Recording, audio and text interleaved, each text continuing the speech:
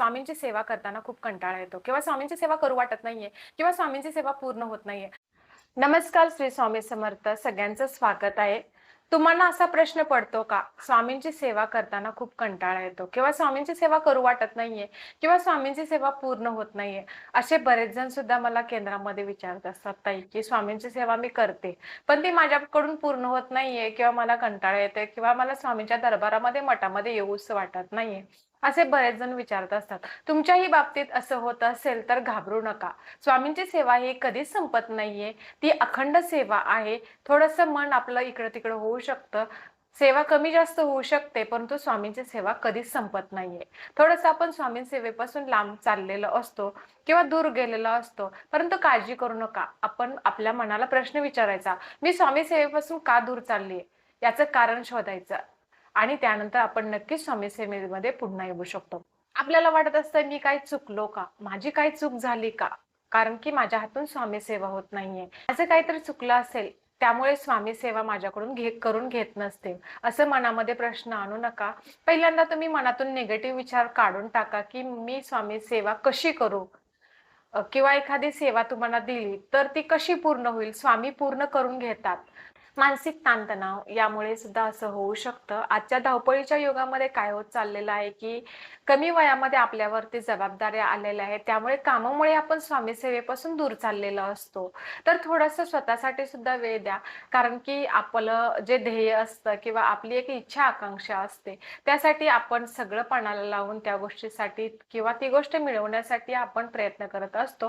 त्यामुळे थोडासा वेळ स्वतःसाठी सुद्धा देता येत नाहीये किंवा स्वामींच्यासाठी सुद्धा देता येत नाहीये.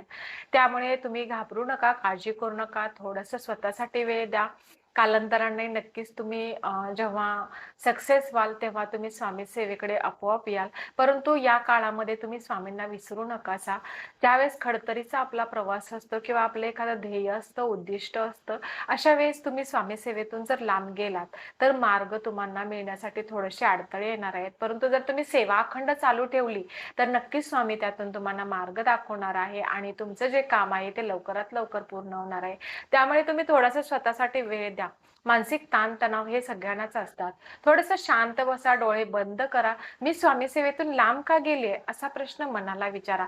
थोडंसं मनाला सुद्धा निश्चय करा, की स्वामींची सेवा मी चालू करणार आहे किंवा स्वामींचं नामस्मरण सुद्धा मी चालू करणार आहे. ते मी आता चालू करणार आहे आणि मनाला तुमच्या एक निश्चय करा आणि स्वामींची सेवा चालू करा. नक्कीच स्वामी सेवा तुमची पुन्हा सुरू होईल आणि तुम्हाला नक्कीच मार्ग मिळतील. त्यानंतरचं दुसरं कारण असंही असू शकतंय, आजकालच्या जीवनामध्ये मोबाईल शिवाय काहीच नाहीये. मोबाईल हा वाईट नाहीये, मला वाईट म्हणायचं नाहीये मोबाईलमुळे काय होतं. परंतु काय होतं, की बरेचदा आपण मोबाईलमध्ये खूप वेळ घालवत असतो. थोडंसं आपलं काम झालं की मोबाईलमध्ये, थोडंसं सुट्टी मिळाली की मोबाईलमध्ये आपण थोडंसं वेळ देत असतो. मोबाईलमध्ये वेळ द्या, त्याबद्दल माझं मत नाहीये. पण त्या वेळेतून थोडासा वेळ स्वामी सेवेला द्या.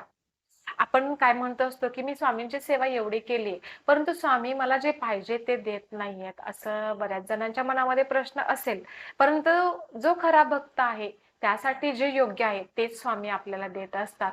त्यामुळे एखादी गोष्ट नाही मिळाली तर खचू नका. थोडा वेळ लागेल, परंतु खरंच चांगलं काहीतरी स्वामी आपलं करणार आहेत.